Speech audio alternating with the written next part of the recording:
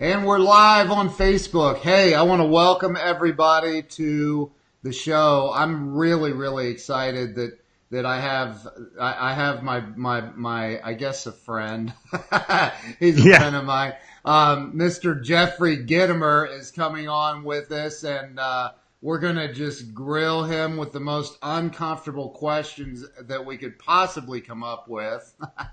Cool. Not at all. So I want to welcome Mr. Jeffrey Gitomer to the show. Mr. Gitomer, welcome. How you doing today? I'm doing fine. How are you, Dr. Walls? I'm doing pretty okay, man. I know you got your doctorate, right, from the School of Hard Knocks? I did, man. Yeah, two of them. Yeah, we graduated together. Yeah, I know. It's insane, man. Life is interesting, isn't it? So listen, I had the I don't want to steal from our buddy Scott McCain, but I had the distinct honor of meeting you 2 or 3 years ago now, and I've studied your material for a lot longer than that, and like you are like, dude, you're a legend. You're incredible, and I really genuinely appreciate you taking the time to hop on here with me. It means the world to me. So pleasure. Yeah. So I just this show this is called Breakthrough Walls. My wife came up with this great idea. She's way smarter than me, as you already know. She came up with this idea for helping people break through things in life. And, I think that people see guys like you and go, well, this dude just was born successful and never really had any hard times. And yeah, right. Right. So, but you know how people are. You see super successful people and you think, man, they've always been like that. Right. So I kind of want to. That's what you see the success part, but you don't see the 20 years that it took to get you to the success part. Right, exactly. And all the oh my gosh, they're coming to shut off the electric. Yeah, all of that stuff, right? So it's a whole other issue. Yeah, of course. So I don't think my dad told me. Are we on together? We are. Yep. Okay.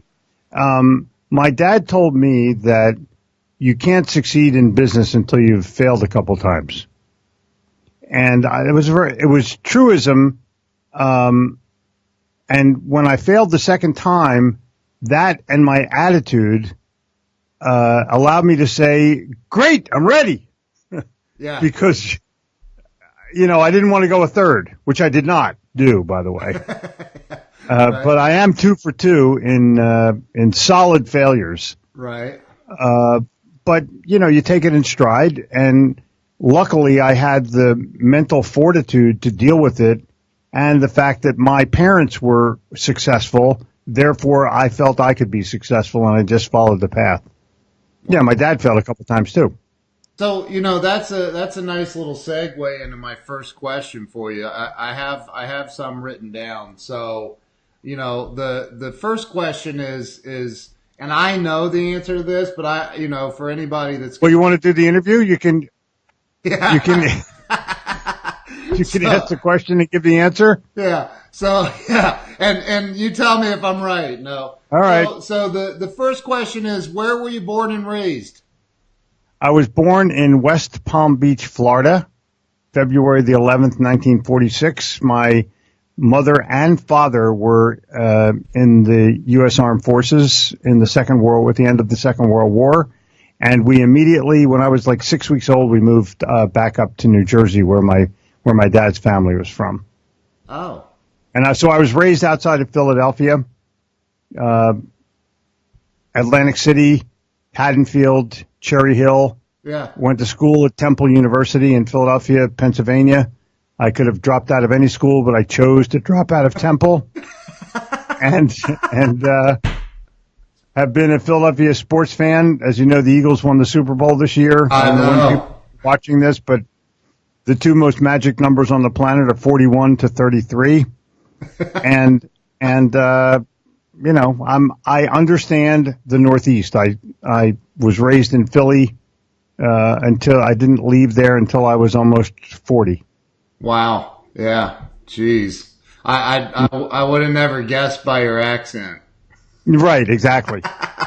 That's funny. I thought you were born in Philadelphia. I didn't know you were born in West Palm. So see, you learn these new things every day. I mean, I'm literally learning some valuable stuff here. Right. My passport says West Palm Beach, Florida. Really? Wow. Okay? Here's an off. I didn't even write this down. What's your favorite coffee? Death Wish. It's from our Sell or Die podcast. Yeah. And we drink it all the time. In fact, I just went to the bathroom to get rid of my morning coffee, and now I'm on my mid-morning coffee. Yeah, and when I was down there, I had some of that. That's some really, really good coffee. Yep. Death Wish coffee. So, I have some suspicions about this next question, but, I'd like to hear your take on it. Sure. As a child, who were your role models? Who did you look up to and aspire to be? I grew up in a business family. My grandfather was a businessman. My father was a businessman. So I just naturally assumed that I was going to be a businessman. And everyone who came to our home had their own business, whether they were doctors or lawyers or they had a janitorial supply service or built real estate homes, built new homes. They were no one had a job. Everyone owned a business. And when my dad would have pinochle games on Thursday nights, I would sneak downstairs and listen behind the wall to hear their table talk. So I had my college education way before I ever went to college. One of the reasons I dropped out of college was in my finance class, I asked the question, what do you do when your customer bounces a $10,000 check? And the guy said, we don't cover that here. And that's how I knew I was in the wrong place. Yeah. So that's where I'm at with that. I have lost your voice. I don't hear you anymore. Can you hear me? Yeah, I can hear you. I think I hit the button on my mic. Sorry about that. No problem. Where did that question even come from? Like, why would you ask? Well, I was working at my father's business at the same time I was going to college. Okay. And by the time I was 19 years old, I had decided to run the business rather than go to day school, and I went to night school. Yeah. And then at 20, I just left. Wow. I traveled in Europe for a year and did other stuff. So you're known as the king of sales. You have, I don't know if I can even do this, but like here's 11 of your 13 books. Cool. Right? They're all signed. They're all signed by you. Thank you for that. Thank you. A pleasure. And I'm dead, you can go on eBay. Right? I'll never get rid of these. I'm going to pass them on to my kids. So this is the little red book of selling. That's I think your number one best-selling book. I would call that the opus. The opus, because that started the brand of the little books of color. Oh, okay. So what was, you've done a lot. You're known as the king of sales. You've written 13 best-selling books. Mm-hmm. Been on the New York Times bestseller list. I don't even know how many times. Mm-hmm. A lot. And every bestseller list. Right. I've been on some kind of bestseller list about 500 times. That's insane. It is insane. Unbelievable. I agree. That's amazing. It's amazing to me. It's amazing to me. But I'm talking about bestseller lists in China, bestseller lists in Japan. Wow. Yeah. That's It's been a pretty interesting ride. That's awesome. So, like if we back all the way up to when you first said, and I realize that, you worked in your father's business and I assume that there was selling involved in your position. But what would you say was your first sales job? What inspired you to get into selling? Because there's other roles. You could have been a janitor. You could have been I could have been. But I left my father's business when I was 20. I quit because I wanted to travel. I was running his factory. He manufactured kitchen cabinets and countertops. There was about 100 employees, and I set all the production schedules based on what I could do on each machine. I was not involved in sales then. I had the gift of gab, but I didn't, I was running a union shop, literally. Right. When I came back from Europe, I decided to open up my own business, and I manufactured leisure furniture, or better known as beanbag chairs. There were other things that we made, but I made those, and I realized that if I didn't sell it, it wasn't going to get sold. So I would go to New York City with a beanbag and throw it on the floor of a buyer's place like Bloomingdale's, and I would say, "Have you ever sat in one of these?" And he would say, "No," and I'd say, "Well, just sit in it." And he'd go, "Wow, that's pretty cool." And I'd hand him an order for him, and I'd just say, "Fill it out." That was my whole sales pitch. Oh, but awesome. I didn't still understand the science of selling. So I literally sold my business to get into network marketing, where I learned attitude and salesmanship. And that's the foundation upon which I grew my wisdom. Wow. Positive attitude, read Napoleon Hill's book 10 times in 1 year. Yeah. Think and Grow Rich. Listen to every cassette, which was the new technology, but watch Glenn Turner's Challenge to America 200 times in 1 year. What's that? Challenge? Probably the best speech ever given, other than Martin Luther.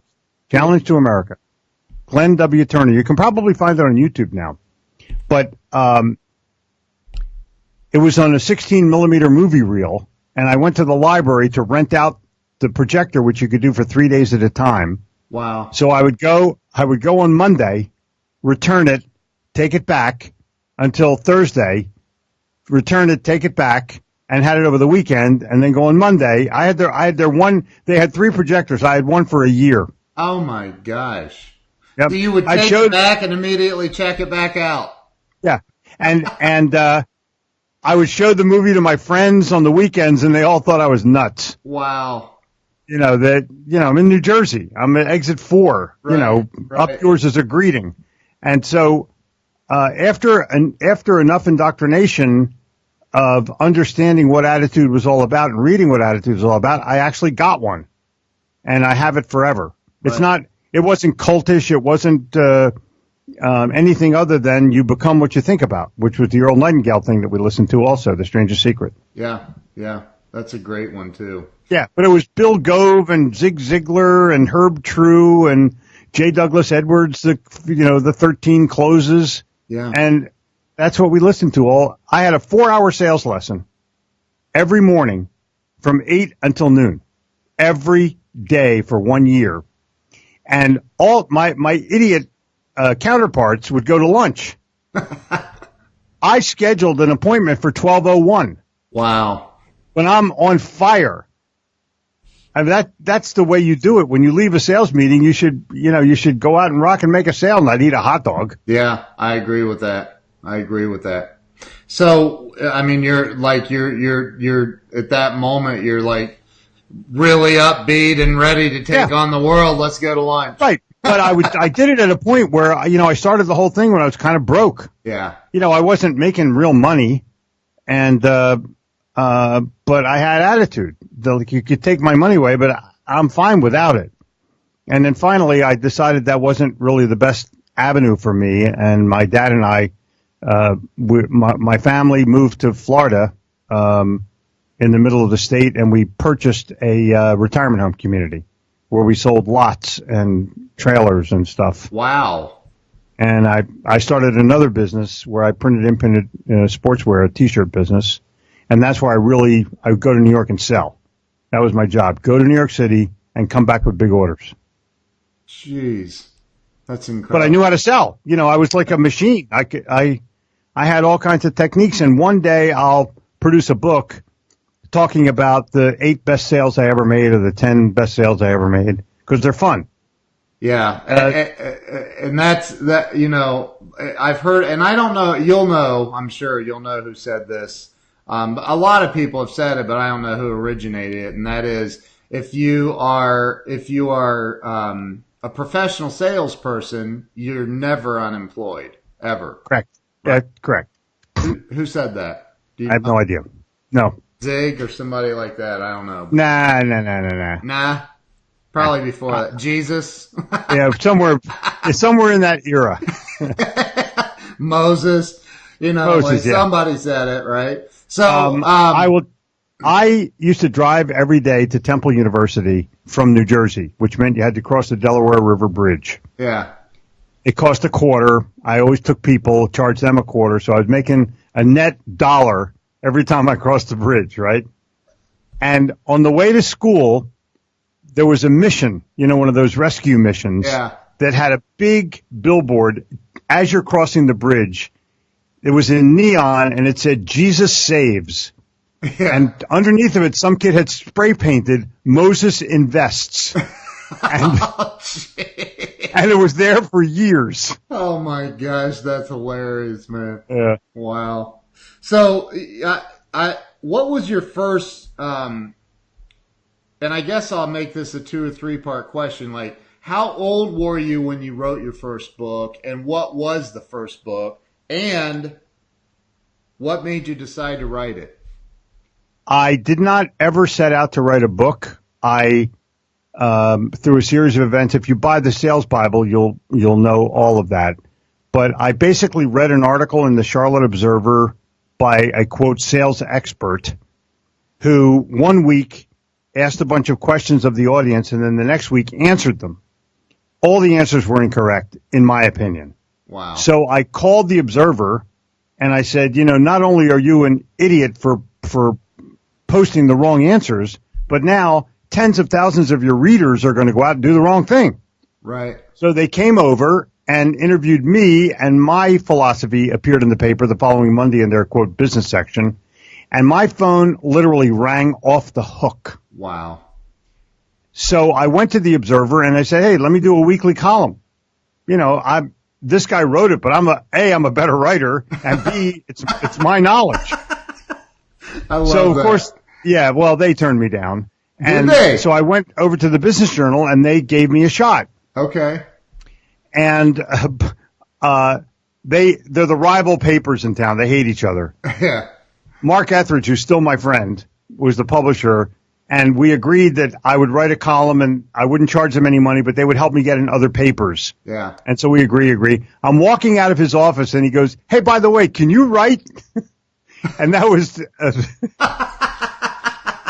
I know. So I wrote the first column. I got a call. I made a sales call. I got a retainer check for $1,000. I took it over to his office and I showed it to him.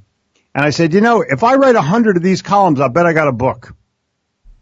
And that is what started everything. So I didn't, and now I'm at the age of 46. Just so at 46 years old. Yeah. Wow. I didn't start to write until I was 46. I didn't start to speak until I was 48. Wow. Just so we have an understanding for the millennials in the audience who say, yeah, it's easy for you to say. No, it's not easy for me to say. Writing is freaking hard. It's hard, man. It's very hard. And I don't have a ghostwriter. I don't do any of that bullshit. I write my own stuff based on my own experiences of selling and speaking around the world. But it started out with my New York experiences. It started out with my consulting experiences that I had after my New York experiences. So I had an awful lot of background of understanding of the selling process and what it took in a big city. And plus my growing up years as a sports fan and citizen of the community, that I understood what it took to become a successful networker and what it took to become a successful salesperson and a business person. Right. Because I ran my own businesses. So it was very fortuitous for me to be able to break into this. And when the Sales Bible came out, I knew I was destined. I'm really, at heart, I'm a writer. So the Sales Bible was the first one? Yeah. Sales Bible first. Okay. That came out in September of 1994. 94. Okay. And it took me another 4 years to publish Customer Satisfaction is Worthless, Customer Loyalty is Priceless. Yeah. And then it took me another 2 years to publish the Patterson Principles of Selling, which became the Little Platinum Book of Cha-Ching. And then another 2 years, in 2004, to do the Little read book of selling. Yeah, and I think that, and you told the story one time when I live streamed with you at your house, but it's a really cool little story about how you came up with the little red book. And so, I mean, you've done so many unbelievable things, and I, as I wrote a book last year, and it's my first book. And it was, I was 48 when I started it, 48 years old when I wrote. And right, we're even. And I was actually going to speak at 48 years old. I was going to go to Atlanta and speak at a conference. Would have been my first keynote speech, and the conference got canceled. That's not good. Well, I guess I'm not supposed to be a speaker yet. But exactly. So listen, it's if you have the material and you have confidence, then you're totally fine. If you don't have the material and you don't have the confidence, you're going to be nervous when you give a speech. Yeah. I mean, literally, if you're listening to this and you go, well, I can't speak because I get nervous, that's all bullshit. I've given 2,500 talks in the last 20 years, and I've never been nervous for 1 minute before I gave the talk. Never, ever been nervous for 1 minute. Wow. Because I'm prepared and I know my stuff. Yeah. And I've determined in my own head I'm going to have fun at this, or I'm not going to do it. Right. Right. So if I have fun, the audience has fun. And I've seen your speeches; they're incredible. So you're definitely confident and relaxed. So, you happen to be an excellent judge. What's that? You're an excellent judge. I don't know about that, but I've seen your speeches; they're good. So thanks. The Napoleon Hill thing, because I've been in your library, which is phenomenal. It's also phenomenal to me that you've indexed my book in your library. Cool. Like, that blows me away. But so I, you have like some unbelievable Napoleon Hill stuff, right? And you're known as one of the world's top experts with Think and Grow Rich. True. And so what's that all about? Where did that start? How did, because I know that you know it well.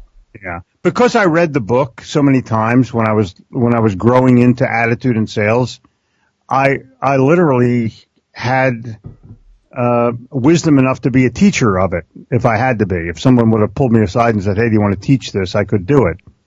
But then I became involved with the Napoleon Hill Foundation, and I literally have published their newsletter for the last 12 years gratis to them because I'm so grateful for Hill having provided me with attitude. And then I did a course on the Think and Grow Rich where I wrote what this chapter is all about to begin with, and then the chapter itself in the middle, and then an end of how to put this into your life. And I'm hoping that Amazon will publish that book as well, because I've been given the first writings of Napoleon Hill, which we're calling Truthful Living, that were printed, published, written 20 years before Think and Grow Rich. These are from 1917 to 1919. Jeez. And I have compiled all of his opening philosophies of business, personal development, and sales, and put that into one volume. And it's phenomenal.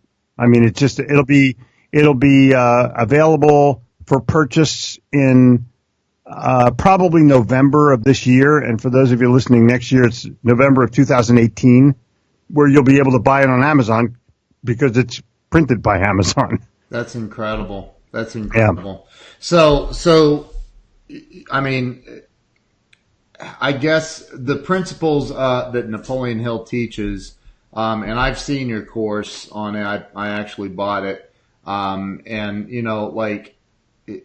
it's incredible. But right, it's simple. Here, listen, it's incredible because it's simple. Right. You don't have to know a hell of a lot. Let's see, desire. What does that mean? No, you get it. Right. It's not a complex thing. There's 20 books written on the complex sale. They're all bullshit. Wow. And the reason they're bullshit is because if I know the CEO and the CEO walks me downstairs and he says, hey, we're buying from Gitomer, the complexity is over. Right. Right. So it all boils down to the relationship, right? And there's all this rigmarole written about how you have to go to each committee and get buy-in from marketing and buy-in from production. Total bullshit. The CEO holds a meeting in his office and says, listen, I've decided we're going to go with Gitomer. And they all go, Gitomer, boss? Okay, boss. And done. Right. The complexity is finished. Anyway. I love that. But that's true. But, Hill didn't talk about really, well, I guess he did when he talks about, Barnes and, because Barnes is like, dude, this is going down. Like, yeah, exactly. This is happening. Well, okay. So no, Hill was a storyteller and a philosopher. Right. Disguised as a teacher. Right. And disguised as a writer. Yeah. And he built himself up. He promoted himself, not unlike P.T. Barnum. Right. And as a showman and to sell his books. Right. What the hell's wrong with that? Right. I do the same thing. Yeah. And maybe as a result of that, like, here's the deal. Like, I'm writing this book from the Napoleon Hill Foundation, but my name and Napoleon Hill's name are on the same damn cover. Wow. I can't say grace over that. There's no way that I can, that's incredible. Well, it's also, if you're humble and you're grateful. Yeah. And you're not bashful. Right. Then you can earn that right. Yeah. Yeah. Well, God knows, and if God doesn't know, I know that you are all those things. So well, I think God probably knows too. So yeah, wherever she lives. Right. Right. Wherever she lives. Yeah, God has to be a woman. There's no doubt. I know. I mean, they're drawing the wrong image of that thing. I love that. So what is the number one best piece of advice you've ever been given? Whew. I've been given a lot of advice in my life, and some of it is business advice and some of it is life advice. Yeah. One of my mentors, a guy named Earl Pertnoy from Miami, Florida, who was a very wealthy guy, but I never talked to him about money. We just talked about business and life. Right. And his advice was always very simplistic to me, that showed me what you have to do as a human being to be understood and respected. So one of it, we would meet at 6 o'clock in the morning at an IHOP in Miami Beach. I never beat him to a meeting. He was always there before me. I said, what's the deal here? I said, I'm here to,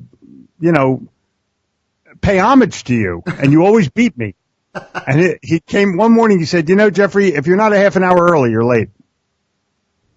Yeah. And you get pieces of wisdom like that, or my dad who would say the secret to upselling is if when their wallet's open, son, empty it. Or it's 1974, gas went up to 75 cents a gallon. I go, Dad, it's 75 cents a gallon. He goes, let me tell you the secret of inflation, son. I go, what, Pop? He goes, earn more money. Right. And then inflation. So you look at those things along the way. But I was riding down the road one day with one of my mentors in Chicago, a guy who's passed on. His name was Mel Green.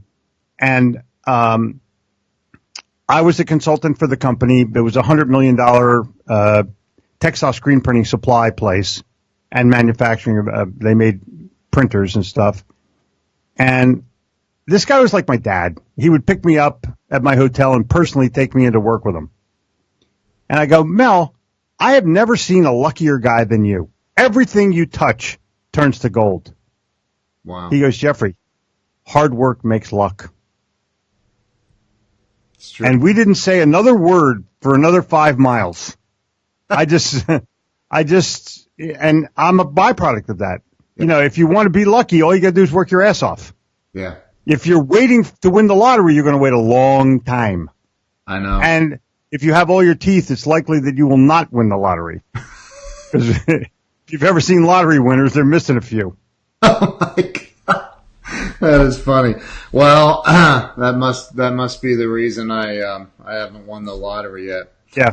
So if you had a group of new salespeople and a group of old salespeople all sitting together in the same room, and you only give the entire group one piece of advice that would affect their careers for the rest of their lives, what would it be? If you don't love what you do, quit today. Shit.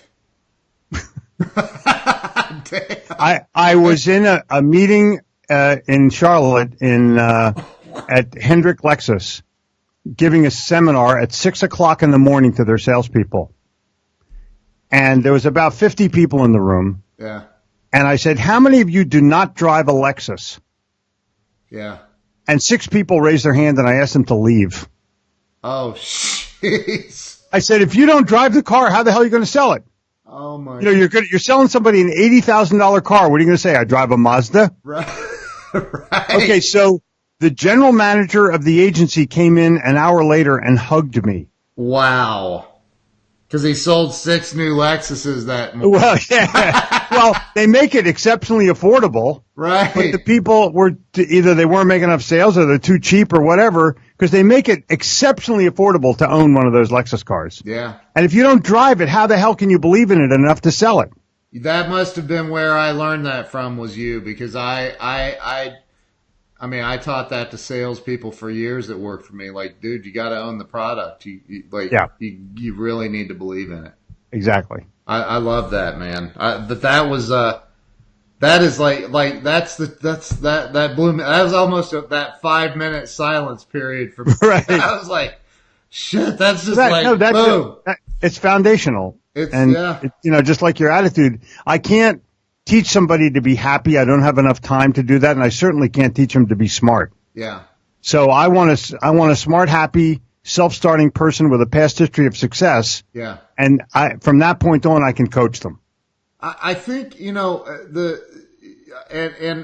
I think there's so many freaking people on this planet, and I'm sure that you would agree with at least a portion of this, but there's so many people on this planet that are walking around feeling like everybody else is luckier or smarter or more capable. And I just have found that not to be true. Like, I don't think I don't believe that, whatever you refer to God or the higher power creator or whatever, I don't think there's any kind of favoritism. Like, I'm going to send, Yeah. There's no pecking order. Yeah, it's true. There's no pecking order of favoritism. It's the person who turns their TV off at night and studies what they have to become great at. That's the person who's going to win. Like, I'm writing a book while you're watching TV. Right. Now, I've only been doing that for 25 years, so I'm going to do it another 25 years, and then I'm going to quit. Right. But in the meantime, I have 13 books written, and you're an expert at the evening news. Exactly. I don't watch it. Yeah. Film at 11. Sean Hannity from Fox News followed me on Twitter, and I was like, "Wow, who is this?" Right. There's a little blue check mark next to his name, and I'm like, "But oh yeah, no, I'm kidding. I knew who he was, but I don't watch it. I haven't in years and years. I can't stand to listen to the news. People tell me things all the time, like, "Hey, did you hear about blah, blah, blah?" And I'm like, no, and I really don't want to. My philosophy has always been, if you can't affect it, then leave it alone. Right. Look, recently I found out that Jimmy Carter is no longer president, and it blew me away. I was like, what? When did that happen? I'm just kidding. Yeah, I got you. I'm kidding. But anyway, so Here's this is a big question, and it's something that I've personally struggled with in my life, and I'll be 50 years old in July, so I've lived a little bit, and I see other people struggle with it, and that is, every single person on this planet, unless you were born with a silver spoon stuck up your rear end or in your mouth or whatever, like, every person on this planet goes through tough times. Like you hit the brick wall and you're like, God, I don't know where to go. I don't know. Like this is like I said, they're coming to shut off the electric or whatever it is. No, they've shut it off. Yeah, or they shut it off. Right. Right. So how do you? That's a tougher play, by the way, than they're coming to shut it off. What's that? That's a tougher play than they're coming to shut it off. It's already off. Right. Holy shit, the electric's off. What happened? Right. So, but my hamburger meat. Yeah, right.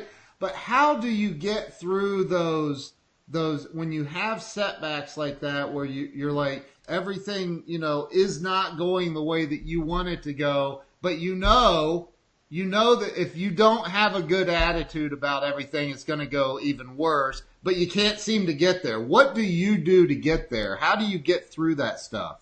Well, there's a strategy that the military uses called resilience. Yeah. And resilience is the way you react, respond, and recover from what is said to you, what is done to you, or what happens to you. Okay. So those are that's the primary piece. But the military's response is not always with their attitude. That's not what they teach.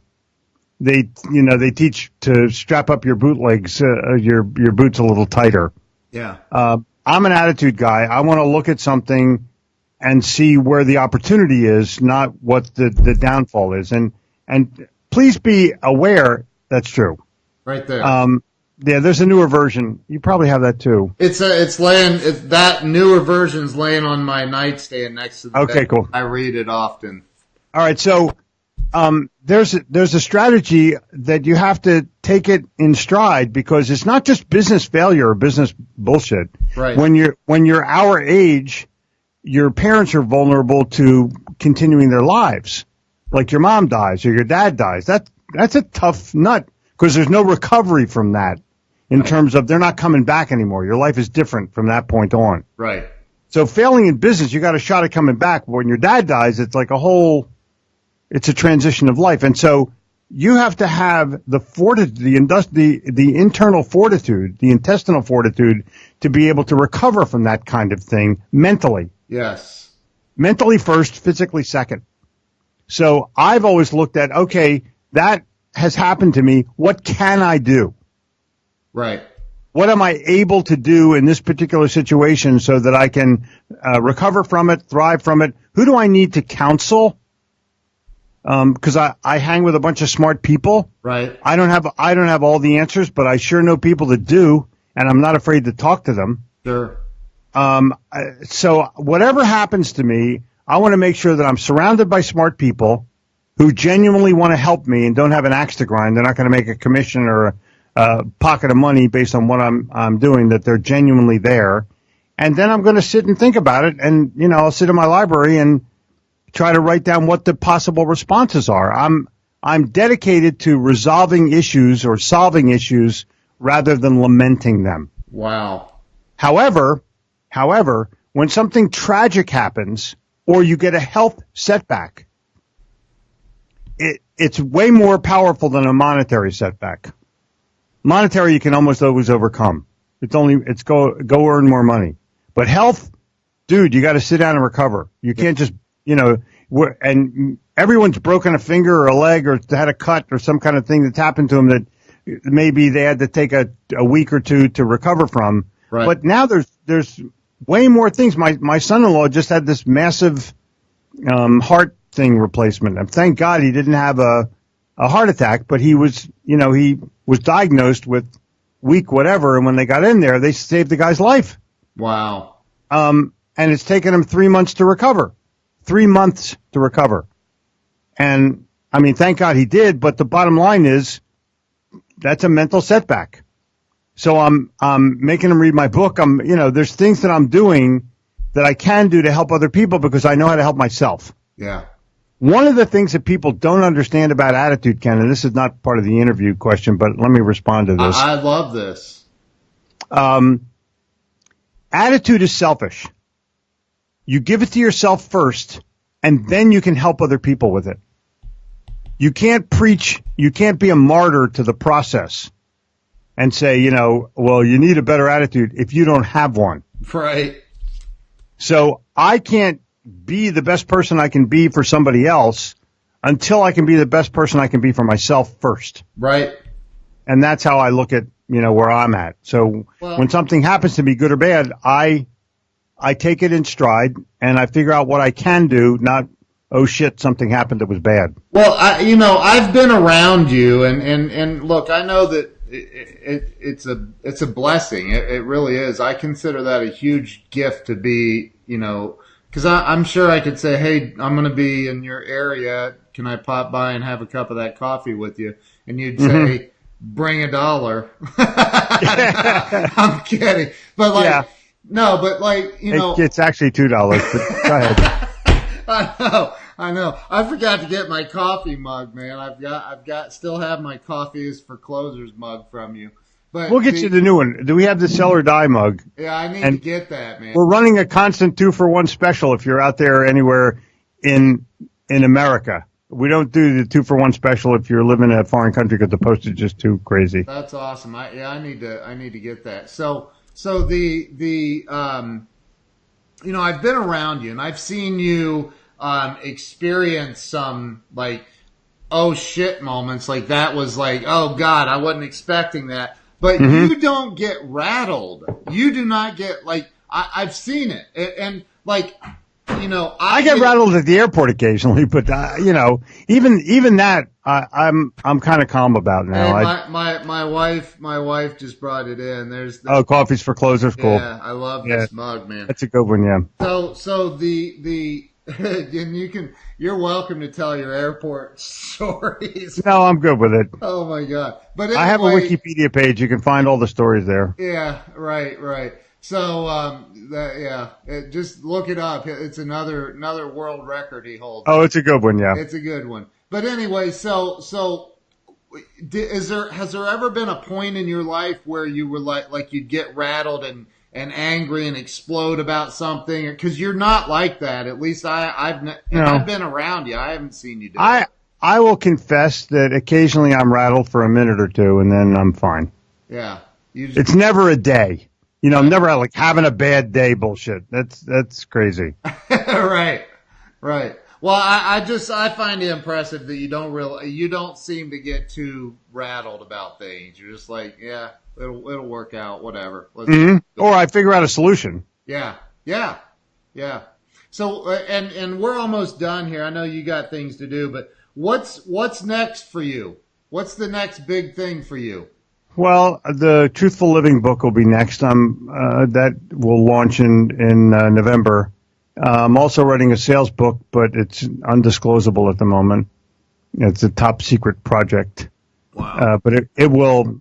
I'm going to create the best sales course of all time, and go on and promote it on every form of social media. Maybe even go on to, the radio stations that are serious and those things. Yeah. We'll see. I hear too much of things that I don't approve of, and I have to provide a better answer. Yeah. And people know me enough, and I'll have all my friends help co-promote it, and we'll have affiliate programs that will be pretty cool. The one thing that I think I am going to do relatively quickly is I'm going to begin to let people come into my library via the internet. I'm going to start to scan some of the rare and out-of-date books that I have and let people come on and subscribe for a small amount of money every month so they can read a half a dozen of them. Dude, you have an amazing library. I forget how many books you have in it. How many? Yeah, 10,000.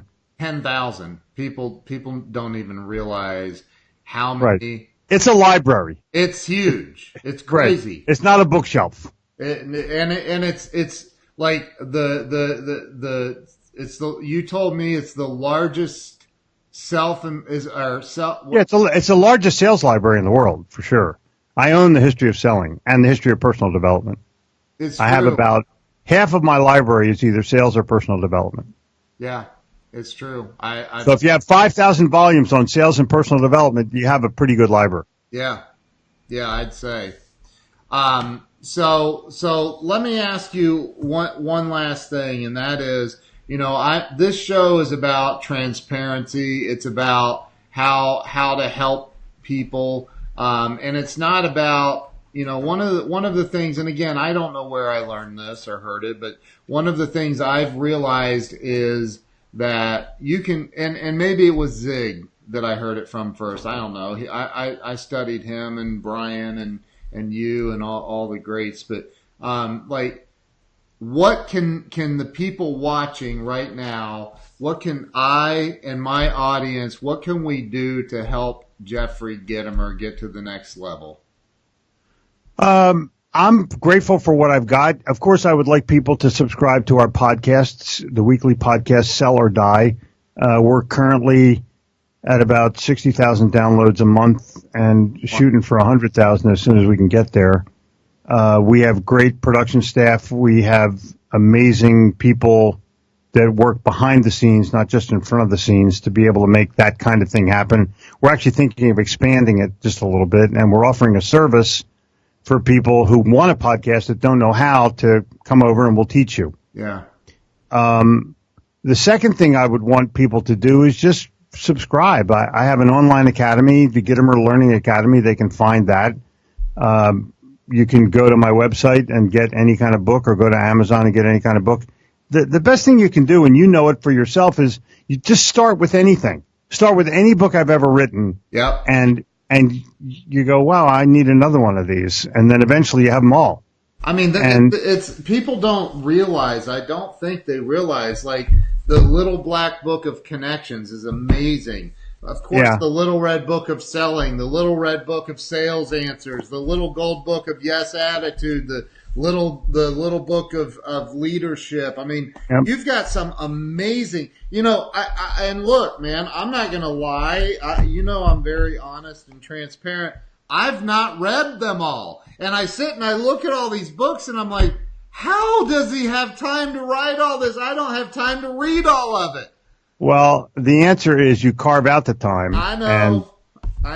I'm a very prolific thinker and writer, so it's not an easy task, but it's an ardent task. Yeah. And it requires both writing and thinking, and then it requires editing. Right. And finally you polish it. I have a designer, I have an editor. I feel real good about the team that's around me to be able to do it, and then I record it. Record it on video, record it on audio, and we put out a full line of everything ourselves. We do it all internally. We design it, we record it and produce it, and I think that's part of the formula. So if you want to, don't just read my books, but look how I do it. Yeah. And figure out, what your formula is, because everybody wants to succeed. There's no fear of failure. There's only a lack of execution. And I think that there's an opportunity for anybody who's listening to this to get to be a better person, male, female, whatever. And if they can decide in their own mind and heart that they want to be better, they can get better. But it's a decision, and you have to make it and then back it up with action. You can't just, someday is not a day of the week. And so you have to say Tuesday. Right. And once you say Tuesday, then you have a firm game plan. And you're going to see in the next sales book that I write some of the elements that I use myself will be in that book, including simple things like putting my goals up on my bathroom mirror, right, or complex things like how I build a relationship and keep it. And those are the things that matter in the sales world, and those are the things that matter in the business world. You don't have to be a salesperson to follow me. You have to be a person who's looking to succeed. Right. Right. Wow. That I was going to say, do you have any last? Yeah, you got them. Of wisdom. Yeah. Like, my words are, listen to this episode more than once. I listen. I participated in this episode, and I'm going to go back and listen to it a lot. No, cool. You've just got. That's one of the things I love about you, man. Is you're just filled with, you're filled with a lot of wisdom. You just, and that comes with experience. Yeah, That's the only way. It comes with experience, and it comes with New York City. I've only been there once, so I got a lot of catching up to do. So exactly.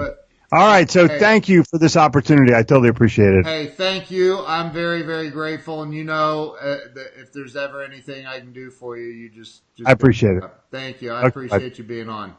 Hey, cheers. We'll see you later. Thanks a Bye. lot. All right. Bye-bye.